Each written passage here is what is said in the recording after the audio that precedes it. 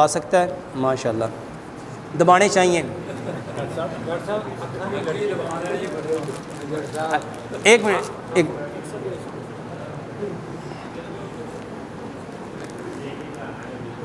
میرے محترم بھائیوں اس کو سمجھو. پیارے پیغمبر جناب محمد صلی اللہ علیہ وآلہ وسلم اپنی بیوی کے ساتھ کھیلا کرتے تھے. آپ ان کے ساتھ ہر کام کیا کرتے تھے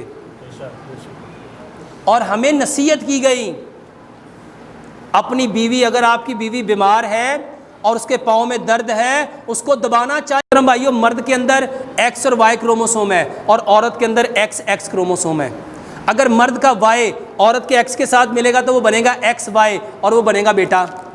اور اگر عورت کے پاس ہے ایکس ایکس اور مرد کا ایکس اس کے ساتھ ملے گا تو پیدا ہوگی بیٹی.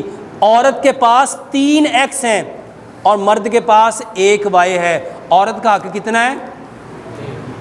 یہ سائنس پروف کر رہی ہے. اور بتایا کس نے؟ پیارے پیغمبر جناب.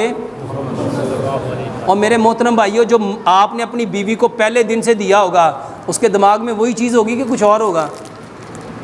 اور اب جب وہ آپ کی اولاد کی ماں بنے گی تو میرے محترم بھائیوں اس کے دماغ میں بھی وہ اپنے بچوں میں بھی وہی شفٹ کرے گی. پنجابی کا محاورہ ہے جیسی کوکو ویسے. اب جیسی کوکو ہوگی بچے کیسے ہوں گے؟ تو جے تسی انہوں نکے تے کر کے رکھیا تو تہاڈی نسل نو کتنے کر کے رکھے گی؟ تو میرے محترم بھائیو اگر آپ نے اس کو عزت دی ہوگی، پیار دیا ہوگا، محبت دیا ہوگا، اس کے پیر دبائے ہوں گے